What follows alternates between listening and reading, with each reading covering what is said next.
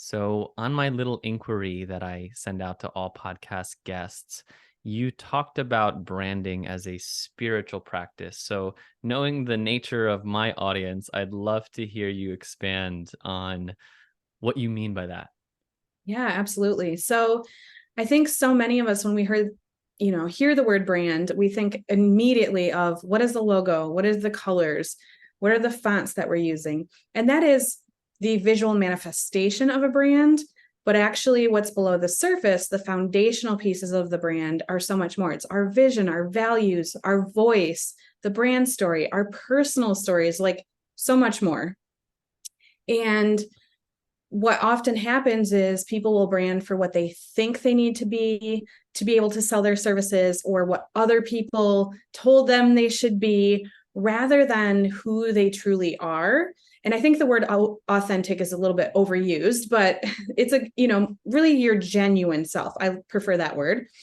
And because the world is such a busy place, and because we're distracted, even if you do have amazing spiritual practices, a lot of the times we're disconnected from our true selves or our higher selves. And so then the brand doesn't necessarily reflect that. So if done right, I truly believe it's a spiritual process of like rediscovering who you truly are, right? Because we all have past, like for me, you mentioned I was in the corporate world and I have kids and I'm a mom, and it's like, okay, who am I really? So we all kind of have these identity crises sometimes in our lives when we're like, I don't even know who I am and what I'm doing here anymore. Like, what purpose was I did I come here for? And so for me, that's really how I view branding, is going deep and kind of slowing down to speed up in the end. What I'm hearing from you is that we get clear on our inner experience, our inner self, who we are. And it's almost like that can then unfold or express itself in the things that most people think of as branding, as the logo and the color palette and all of those things. But it sounds like what you focus on first is connecting with that genuine self. Absolutely. I think too many people just grab the logos, fonts, and colors and say, that's my brand, and then cobble together messaging. And that's why it never really gels or feels like they can embody it fully. So what do people, well, actually, I'll backtrack.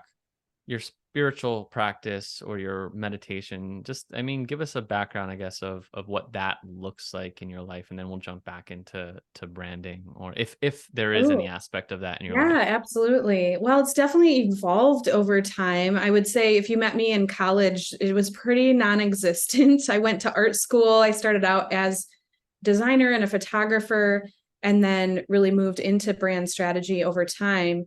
And I was the kid who it was a small art school. So I ate out of the vending machines. I did not know health either at that time, unfortunately. So I was like 60 pounds heavier. It was a whole thing. But I kind of had an awakening after college and met my mentor, Mary Morrissey. If you're familiar with I her. am actually, yeah. Yeah. And so I worked with her for about 15 years, and she really, um, yeah, I learned so much from her, obviously. And I have this whole wisdom library that she gave me of 20 books and meditations and all of the things. So I really am grateful to her for bringing those practices to me. And it's just been ever evolving, where now every morning it's like clockwork. I take, at least an hour meditation, journaling, downloading.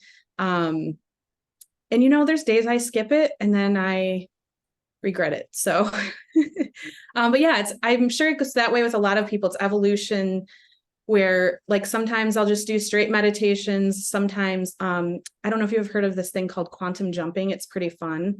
I do that sometimes. So it just depends on the day. So I'm like having like an image of like you listening to something, but you're standing up and you're actually like jumping into like a portal or something. Like that could really be embodied actually. If I don't think that's what it is, but No, it's not, but that could be fun. that's okay. Idea for my next meditation series is like a movement in some ways. Okay. Yes. So when you mentioned being in college and like not knowing, I was like, yeah, college, that was so far from anything that I was aware of. Right. And but we all have our own journeys. I'm sure if you go to an art school, maybe there's some semblance. I feel like uh art schools, I guess I'm judged. My sister went to an art school, but there's a little bit more, I guess, openness in that way than I That's went true. to. I did really study like world religion and anthropology and stuff like that. So I think it was like the baby steps on the path. Yeah.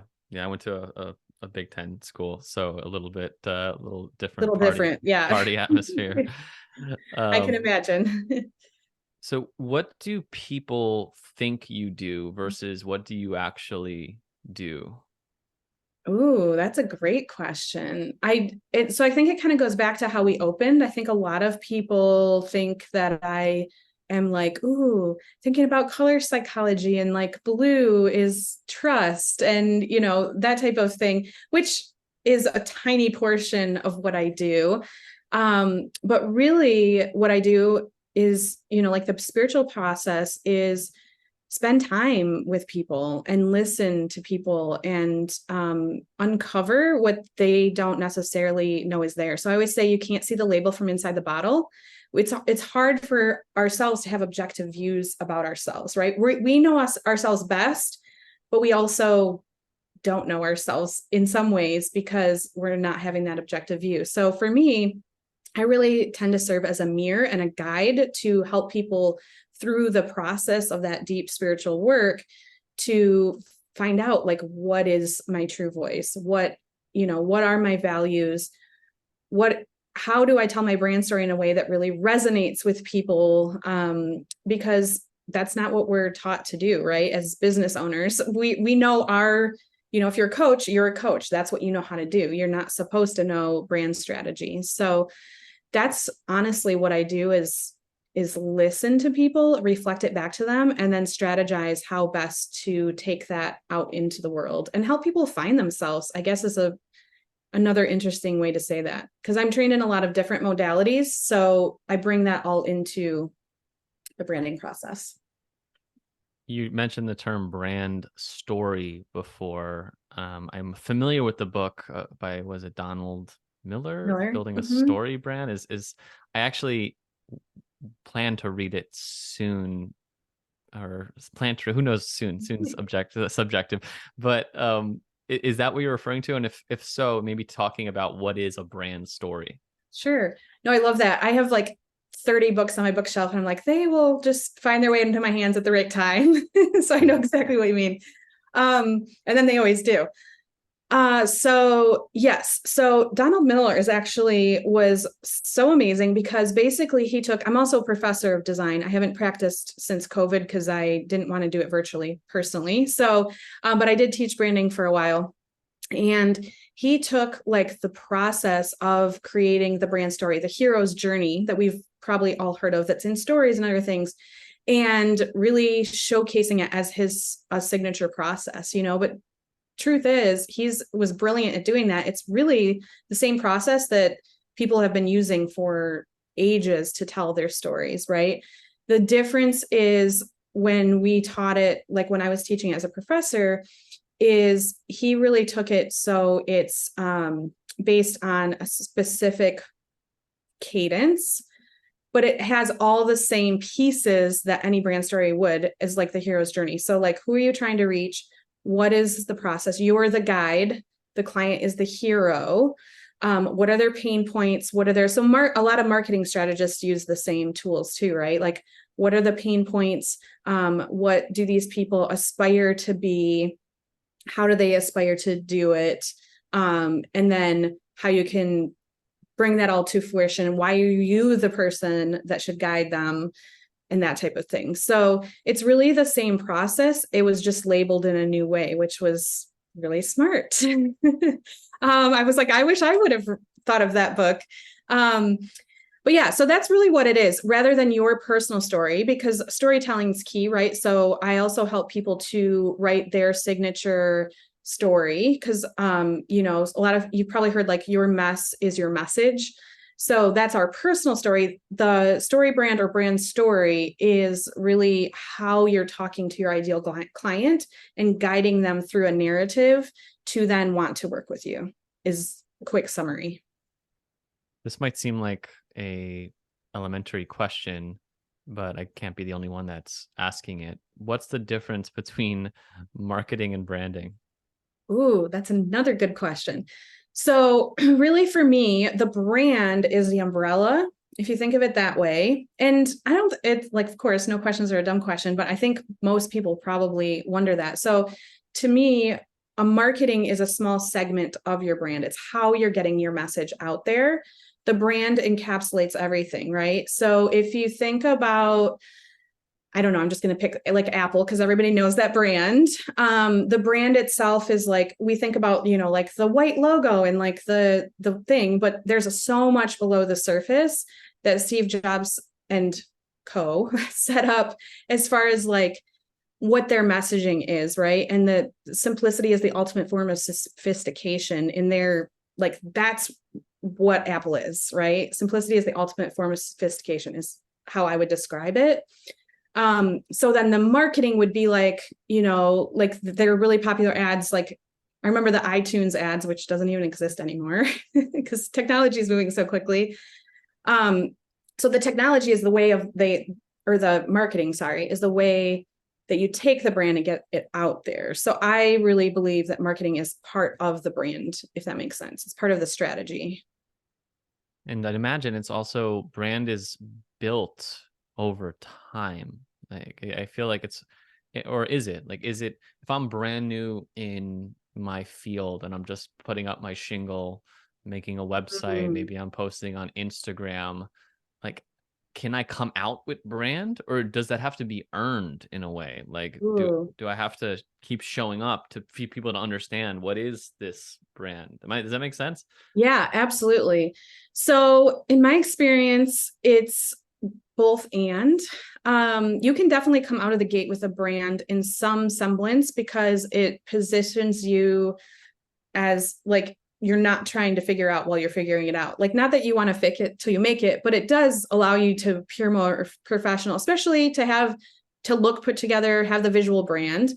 But a lot of the times, the really deep work that I do isn't necessarily, and I'm probably the last person that, most people would be like, yeah, you need a brand right away because I'm a brand strategist, come pay me. But on if I'm like, I'm a very transparent person, most of the time you don't want to invest too much in your brand in that first at least year because you're getting the clients, you're figuring out who you want to work with, like even if you know what you're doing, like if you're going to teach meditation, maybe you didn't know exactly who you were teaching it to or what, there's so many of those things.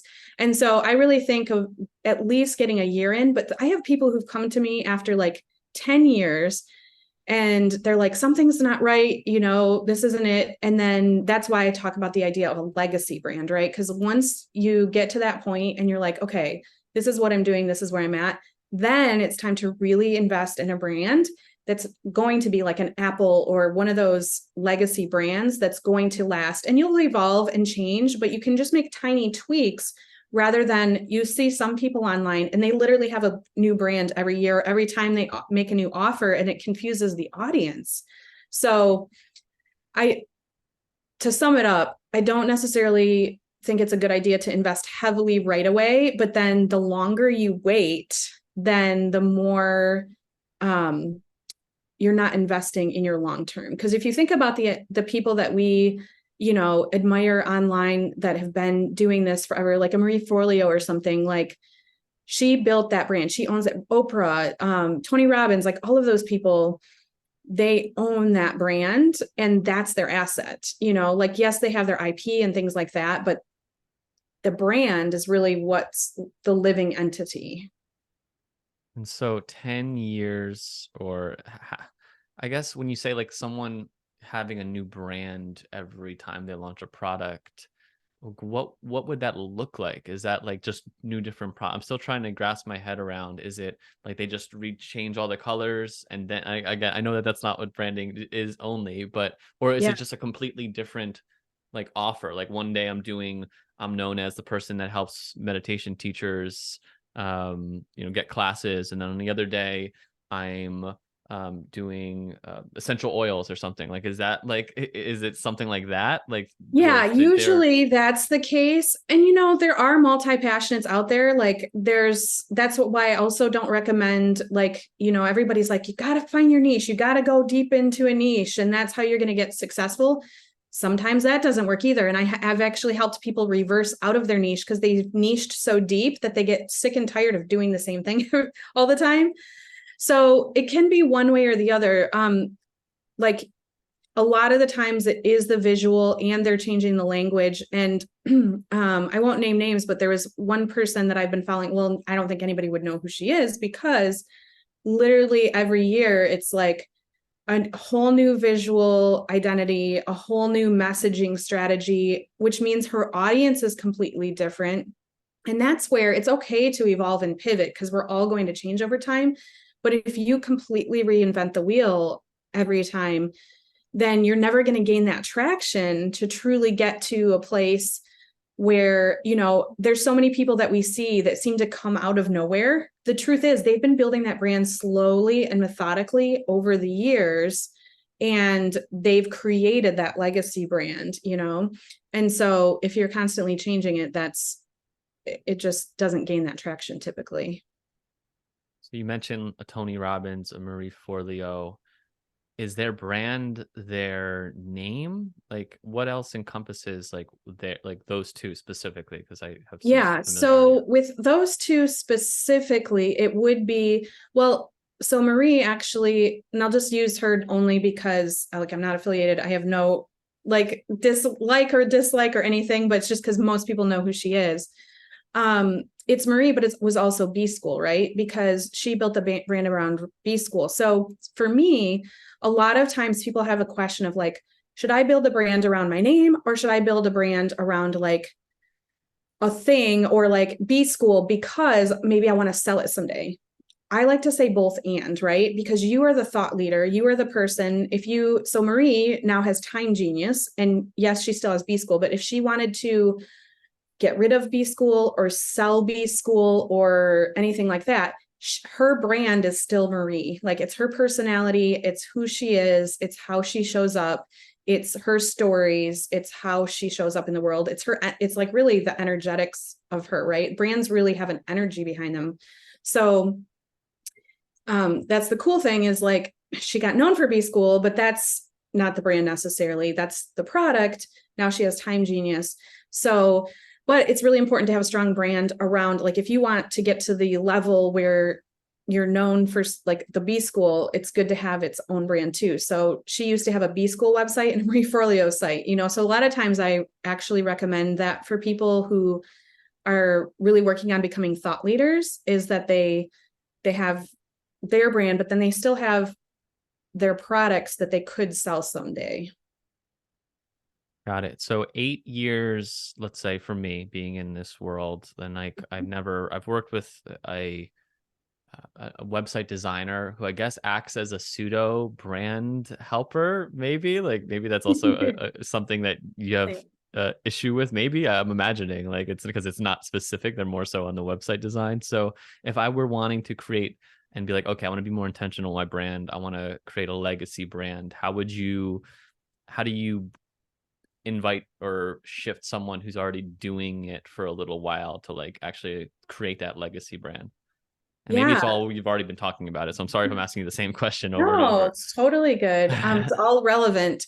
So basically, we look at, and honestly, that's a lot of people that I get because they're like, okay, I'm really ready to go to that next level, be, seen as a thought leader, speak on stages, all of those things. They're like, this has served me very well. And I got very far in my journey. And now I want to go to the next level. So typically what we do is either have an intensive or I have a group program that we walk through. So somebody at your level would typically be like a one-on-one client, where we just sit down together and we look at, okay, well, things have been working to get you this far, right? So it's not like you have to completely reinvent everything. We really strategize and look at what's been working, and what no longer serves you, and then how we can make it better and really make your message a movement. That's the whole point of a legacy brand too, is to not just make it sellable and everything, but to create a movement. So then people really want to get behind it and it just takes off in a whole new way. And then that leads to, so like, again, getting those foundations in place. And then from there, we still do the visual pieces, but I truly believe you have to get clear on those foundations first before the visual manifestation, because you learn so much about a person and who they actually are during that deep dive. So then the visual piece just becomes really obvious. So like if you go to my website, some brand designers or website designers, their stuff all kind of looks the same because it's their aesthetic, right? And you may like, ooh, they have a good aesthetic, so I'm going to hire them. And that's cool. But if you look at our portfolio, every person looks completely different and completely unique. And it really captures their essence because we've done that deep work first. Okay. So I'm going to ask you a meta question. All What right. is your brand?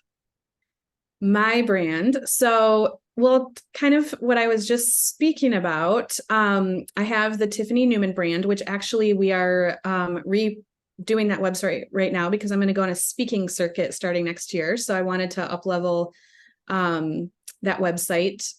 And then it's your legacy brand. So kind of like I said with Marie, I'm the thought leader, Tiffany Neuman. I go on podcasts and I write and I do all the things, but my framework and what I'm serving people with is your legacy brand.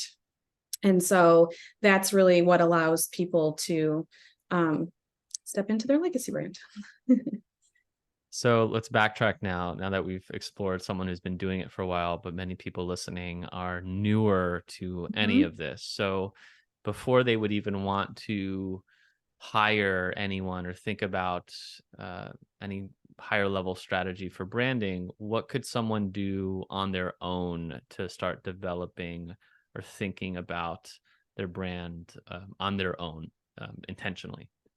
Yeah. I mean, to be super transparent, I would do what most people do and just like go on Fiverr and get a logo and just make yourself look presentable at first. So people like there is that trust factor, right? If your stuff looks super off, then you don't want to do that. And then also take a look, like that's where that first year especially is really important, to just get in front of clients and ask as many questions as you can and start noticing their language. The most powerful thing that you can do is repeat back people's language to them so they're hearing their own words. So that's a lot of the brand strategy that we do too, is, when I worked in the corporate world, these corporations would spend millions and millions of dollars on market research. And we would spend a lot of time if we were coming out with like a new skincare brand for Burt's Bees or a new like line of clothes for Adidas, of like, what is this ideal client? Like, how would they describe that? And those types of things, rather than just trying to make it up. And I think a lot of newer entrepreneurs use their experience, because a lot of times we teach what we most need, right? They use their experience and their words to attract clients. So from the messaging standpoint, it's really about working with many people as possible and getting new clients. Or if you're not getting clients yet, just interviewing people. Hey, can I ask you some questions about this? And use like a Fathom AI or something, record it, pull out the pieces. And I always say that entrepreneurs build the plane while they're flying it. And that's actually serves us well until you get to a certain point. And then I'd say once you're like a year or two in and you've got some traction, you're like, okay, I know what I'm doing, then it's time to invest. That's why I have a group program for those people who are a little bit newer and there's not as much to dig into. I actually do that foundational work as a group together, because that serves as market research in real time. It's pretty cool to see people coming together and like learning from each other. And then I still make the brand strategy for them personally. So Was it challenging to move from corporate to having your own business, or was it a smooth shift? Man, you have the best questions. It was it was difficult. I'm not going to lie. Tell It us was, about it. yeah. So, well, I think it's the case for so many people, right? You do something. I had my dream job. I was like traveling to New York and Chicago and LA and working for these awesome brands. Like I was like, through the tools that you teach and other tools, I had like manifested my dream. It was amazing.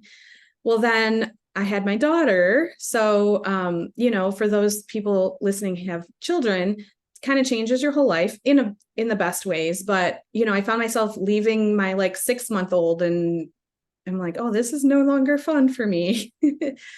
So I was like, okay, I have the credibility, I have the skills, but it's so different when you are behind the scenes of something else. And when you're so speaking brand wise, like I was a brand expert behind the scenes. Well, now all of a sudden I have to put myself as an introvert online and talk about myself and do all the things. So I always say, if I can do this, anybody can. Because yes, I was a brand strategist, but I was like the last person that wanted to like my face online and promoting. But I was like, okay, I have to do this if I have to do it. So there was a lot of mindset things to work through, and making that leap. But I just actually, I don't know if you've ever heard of the book You Squared.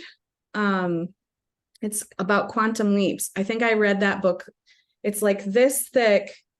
It's actually right here. It's like really tiny, really thick. The cover fell off because I think I read it so many times. So I would read like a spread of this every day and like, okay, just focus. Like we've got this. Yeah. So if anybody else has made that jump, it's intense, but it's so rewarding and so worth it. And I wouldn't have traded anything for it now. Like 5 years in, I'm like, would not change a minute. Was it like you have money in the bank and then like you go from zero to like, all right, now I got to get clients? Did you start getting clients while you're working, or did you really create that shift? It's a great question. I actually convinced, so I had worked my way up to creative director, and I was lucky. I was kind of the only one who like knew all the things in my department because I had built it. So if I would have left, it would have kind of thrown them for a loop. So I proposed to them that I would move down to part-time and hire and train my replacement over a year. And then while I was part-time, I was able to start getting clients. And then when I left there, I got another local creative direction job. Not even part-time, but just, yeah, for me, it was just more comfortable to make the leap. I know a lot of people are just like, I'm going to do this and go straight into it. I didn't have the savings as much as I wanted. So I just did the slow transition and it worked. It's kind of Tim Ferriss 4 Hour Workweek-ish in a way of like, okay, how do I start? Not that you're outsourcing, but in some ways it's like, how do I do this but less, or how do I step in a different role and create different space? So I think it's a very smart thing, especially if you're already doing something similar to what you would do on your own. It's like, how do you make your employer your client? Is a Totally. great shift to make. Yeah. And I was so grateful that it worked. I was very blessed and, visualized it all the time and it worked out. And Love now it. and then I said I would never have a team again because I had a team in corporate and now I have a team again. So that was interesting and funny. What's your opinion on Canva? Right, everyone has the same templates and fonts and it's all like the same stuff. It's like I'm yeah, curious if you use that tool or what your thoughts are on like what it allows Yes. people to do. So yeah, honestly, the creators of Canva are just geniuses, first of all, because coming from using Photoshop and Illustrator and all of the things to have that tool and it's free, like they're just brilliant. I'm never going to leave my tools because I'm so used to them. And honestly, I don't design as much as I used to. I have my team that helps me with that. But I have to say that when it first came out, I was like, oh, that's what, I was mad and I thought it sucked. And I think just the true artist in me was like, this is, crazy. Probably what like true photographers thought of like the digital camera when it came out. I don't know. I'm just guessing. And the more I use it, because it's customizable now, I mean, it's fast, it's easy. My clients love it. So a lot of times when we're doing a brand for people, we'll do their website, we'll provide all their social media graphics. Well, of course, they're going to want to edit it. So we give it to them all in Canva. But I really, as far as your point with like the templates, I still say like you need your own unique brand, because otherwise you do. Like you'll see the same people using the same templates and it's like, okay, like you're not standing out there. So I truly love it as a tool, but I do believe that having your own look and feel and applying that to Canva is the best solution. While we're on tools and making things more streamlined, are you worried about AI in any way of Mm. taking over potential, making other people, it's easier to just create a brand through AI, and or what are AI tools you use in your business, whether it's branding or otherwise? Yeah. So it's similar to Canva. At first, I was like, oh goodness, like people, is my whole business at risk? But honestly, the human touch, like I said, my job is to listen to people and create strategies. And there's nothing like AI can spit out things pretty well, especially in messaging, but it's never going to have the same voice. So as far as the visual pieces go, especially with Canva and everything, honestly, I could see that potentially taking over. I mean, there's already so many website tools. Like we still build custom websites that are going to look like nobody else's for people. But that's not my bread and butter because I know there's so many easy options. Where I use it most is definitely in like social media. So when I work with people and do that deep dive, when we do the foundations, they walk away with like a 20 to 30 page document called a brand manual, which has the brand story, the vision, values, voice, taglines, all of those things in it. So you could potentially put it in AI and be like, give me all this stuff. It's just going to be like a bunch of mumbo jumbo usually, but the cool thing with AI is you can train it. So I actually teach my clients, once they have that brand manual, how to train AI, then to use their brand voice. And it gets better and better over time. So once you have that locked in, then you can create content for ages for it. You can train it and export it, and it saves a ton of time and effort. So I'm all about it. I think the main thing I get concerned on is I was doing like virtual and augmented reality in my corporate position, and that it's all so amazing. And also like it could be used for good and not so good. Right. And so I think that's, rather than like, I'm not concerned about what I do because I'm always evolving and we'll figure out, how to serve people the best way possible. But it'll be interesting is all I know, because it's going to look completely different in 10 years. That's so true. Yeah. We met in a mastermind, an entrepreneurial mastermind, and I'm a big believer in being around others that are doing similar different work, that understand just the mindset of growing themselves, of possibility. It was the kind of the early part of what got me on my journey, is a mastermind. So I love them. I'm just curious what your experience has been in masterminds or coachings or things that you have joined, and how you decide or discern, and yeah, just anything you want to share about that.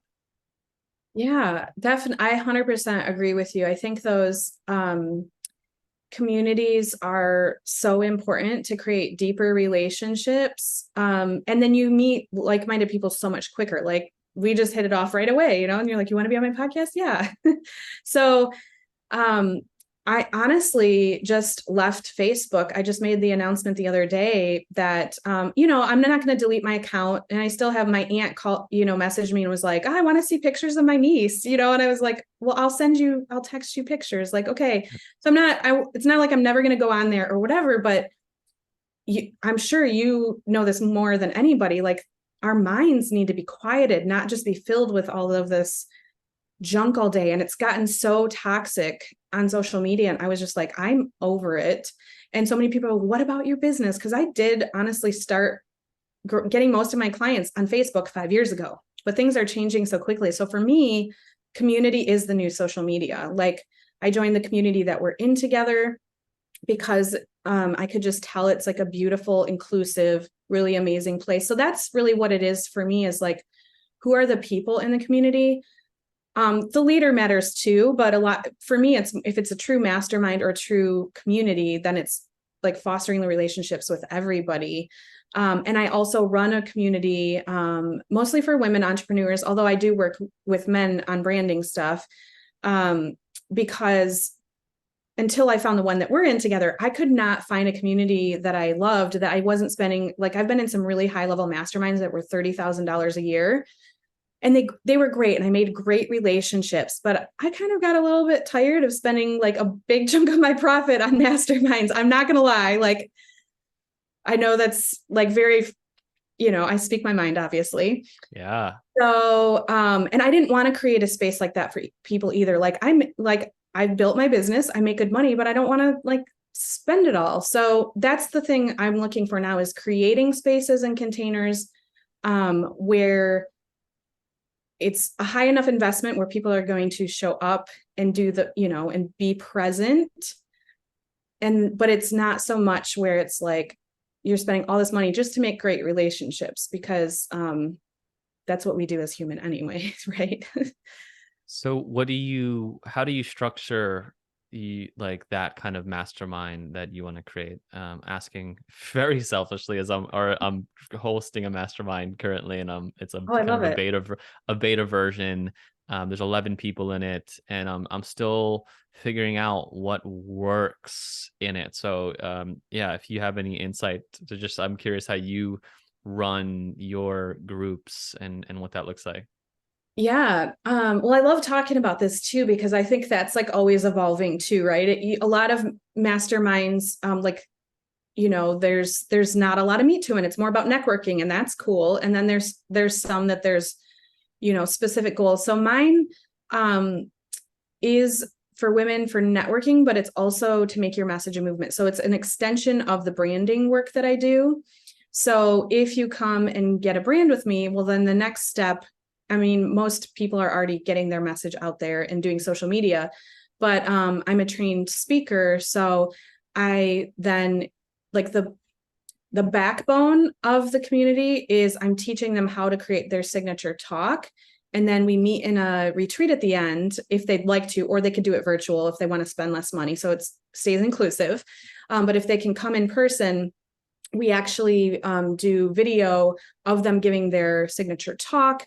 Then they have assets, and they're truly like stepping into that thought leadership thing. So I really like to have like a backbone of like you're completing something during the time in some format, right? Or like maybe you're like, I was in part of one a couple of years ago where we did it for 100 days, and we did journaling and a little piece of art every day. And like, I'm on my like 580th day of journaling now, because it gave me, like, I would journal off and on, but it gave me like that practice. So anyways, I could talk about this for hours, obviously.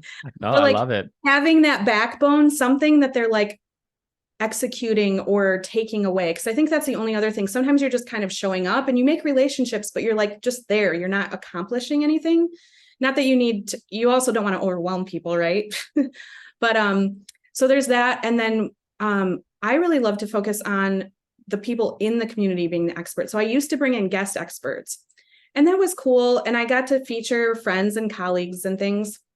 But then I realized that the people in the community were really experts too. And so they love that, because then they get featured in front of all the other people. And so that creates a really amazing space. And then another thing I did is, like I said, I ditched Facebook. So I went on to Heartbeat, which there's like Circle and Mighty Networks, a couple different things. But I think that's one of the best things I did, which cultivates community in a different space. So it wasn't like people getting distracted on Facebook or not seeing the notifications. Like, there was a dedicated space for the community that people could come and hang out on, and like the replays are there and stuff like that. So I don't know if that's at all what you're asking for. Yeah, 100%. So That's what came to mind. Heartbeat's another tool like a Circle or a Mighty Networks. I haven't Right. heard of Yeah. that one. Interesting. Okay. Yeah. And I think I prefer it because I've tried all of them, or I've been Yeah. on all of them. Yeah. So what I'm hearing is to have had some tangible outcome. And I think the way that I'm running this mastermind, I kind of went anti that. Like I went like anti course, anti class, anti teaching, that this is actually and what I understand of a true mastermind is like each person getting some time, the Mm-hmm. group comes together to support this person, and then hopefully there's action step or some clarity for that person. But that can also that has its issues. I'm finding with 11 people, right? Because you have 11 people trying to go in 90 minutes, it's a lot of people and having multiple structures. So I'm still figuring figuring that out process and playing with the different things. But so Yeah. it's helpful to hear your thoughts and kind of how you think of it. So yeah, Yeah. thanks, No, man. I love that though. I mean, really, it's all cultivated by going back to brand, right? It's like how you do things. And mine isn't necessarily a mastermind. I call it a community. So like it serves a different purpose, right? But I think there's like the true like Napoleon Hill mastermind. Yeah, absolutely. Is like to come together and support each other. What I have done, because we have that too, I forgot to mention, we have love seats, where we come together. We just do it once a month though. And then people just do a quick application, because sometimes people don't really have anything that they want to share. And so were like, who's, really needing the support. And then they kind of take turns, and then you can focus on less people each call. So that's an idea. So you're meeting weekly with this community? Yeah, we meet weekly, and then we kind of rotate out. Each week we do like a different. So we have love seats one week. I do a teaching one week. Then we have a guest teacher from within the community another week. And then the last week is usually is like the mastermind session where people just come with whatever they want. So Yeah, interesting. Okay, cool, yeah, cool. Thanks for that. I appreciate this. I always absolutely. get to learn so much when I have guests on. It's always like a selfish thing for me. Um, all right, so let's just come back here real quick on leaving Facebook. Does that also mean leaving Instagram? Does this just mean leaving social media in general, or and like fully focusing on community, or are you still outwardly sharing in some way? Yeah. So for right now, it's mostly Facebook. Instagram, I've definitely taken down. So I post usually 2 to 3 times a week there. And then I've thought about reducing that to the 9 grid. I don't know if you've ever seen anybody it's like a little like, this is who I am when you get to their page, but they're not updating it, or they'll Yes, do yes. stories. Yep. Um, so that's probably my plan at some point next year. I didn't want to just like stop everything right Got it. at the same time.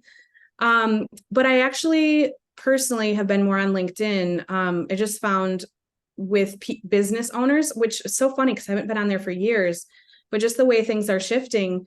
I heard so many people saying, I'm back on LinkedIn. And I was like, this is a thing. And I went back on, and it's like updated and it's new and everybody is really active. And I was like, wow, okay. So I found that there's, just to stay focused, there's less of like the toxicity and things that can happen in the other spaces. And also you can curate your feeds. So like there's, you can kind of ignore things if you want to. But ultimately, my goal is to pretty much get off and focus on communities, partners, podcasting, speaking, because yeah, or even if I do, it's just reducing it as much as possible. I actually made a LinkedIn post for the first time ever because you're hearing all this energy, and I'm like, let's experiment, let's try it out. My niche and like the people I talk to, I feel like I have a judgment where it's like I'm not on LinkedIn, like these are not my people, like I'm not in like the professional corporate world, like I just have all these judgments. But I did a Yeah. post, and it went well. I ended up getting like one discovery call from it. So I was like, maybe there's something here. So I've been dabbling a little bit just Nice. when I feel called. So it's kind of fun to explore and experiment. And obviously we only have a limited number Exactly. of And time. if things, and that's where it is, because depending on where your people are at, like I'm going to start focusing more on Pinterest because when people think of brands, they're really going to Pinterest, So really, Pinterest and YouTube, they're also search engines. So it's smart, where people can actually, like, if they're searching for meditation, so I think rather than just like the scrolling, like maybe somebody will see this post, maybe they won't. I'd rather go to like a more targeted place, personally. Quantum jumping, quantum leaping. What was the book you read? Oh yeah, U squared. And then U it's squared. I think it's what's the subtitle? It's something about quantum leap. The concept is making a quantum leap, yes. Yes. Okay. Any other, I know the quantum jumping maybe is not a book, but any books, maybe business specific, since that's maybe where some kind of spiritual people maybe have a difficult time considering, like, okay, what's a business book to read? And Mm, maybe that can help them in their journey. Anything that you would maybe recommend or you've maybe just found helpful in your own practice? yeah, I'm trying to think specifically because I've read so many books. I'm actually going to look at my Audible really fast because lately I've been more into the spiritual books. So I'm like, I have to think back to Well, what the business what's a books spiritual are. book that's calling you right Um, now? right now is I'm reading Working with the Law by Raymond Hollywell. It's like a super old school book. But it's like the spiritual principles, like universal laws, which is such a good reminder. It's actually from Mary Morrissey, and it's just been sitting in my bookshelf, and I was like, oh, this feels like I need to bring it back out. The time. Yeah. Yes. Oh, I know. I think it's not a super sexy book, but it's a good book. It's Deep Work by Cal Newport. Um, Especially if you're a creative or like, spiritual, I could spend all day like in meditation and journaling and making art and things. So I really love the idea of like just really focusing on the deep work and getting way more done in a shorter amount of time. But it's not your typical productivity book that's like block your time for this. It's actually actionable. Yeah, I think Deep Work is a sexy book to me. So Yeah. it's a To great some book. people, if you really like the spiritual books, it's like, okay, but it's so worth it. That's what makes it sexy. Yes. Any other tech tools that you use that you find helpful in your business? Hmm. Let me think. Well, I did mention Fathom earlier. So Fathom AI is a plugin on Chrome, and it will come into your Zoom calls with you. And so I use it all the time. Like I said, I'm constantly like on Zoom calls digging deep with clients. And so I take notes, but it's always good to like have those recordings to go back to of like, oh, how did they say that? Or what did we talk about? So I really am loving that lately. I use ClickUp for all of for like business geeky stuff. My project management tool, which has saved my life in so many ways now that we've grown, and I'm usually managing like 20 website builds and like different clients at a time. That's been really powerful. I'm trying to think what else. ChatGTP is good, of course. But a new AI tool that I've been trying out is Claude, Claude. I hadn't heard about it, and it's actually pretty amazing. It's similar, but you can. It's goal is to make like helpful, harmless, honest AI, I guess. So I just love that idea of it because ChatGTP can be like it's open, and so they could be taking things from anywhere, and you could accidentally be stealing other people's content without knowing about it. So Claude tends to do a better job at like not just pulling from everywhere. Thanks so much, Tiffany, for joining. Is there anywhere else you want to share about like what's exciting, what's coming up for you, anything you want to point people to? I would just probably say at this point, my website is yourlegacybrand.com. Like I said earlier, I'm hanging out mostly on LinkedIn, which is interesting. So, the last place would be my podcast, which we're on a little hiatus. We're going to move into season 2 in the new year. So the Legacy Lounge, it's called, but you can find that on my website too, is probably the best place if you want to connect or hear more. Awesome. Tiffany, thanks so much for sharing your wisdom and time here. It's really appreciated. Thank you, Lou. It was my pleasure. So great. And meditators are my people. So I'm glad to be here. Yay. Love it.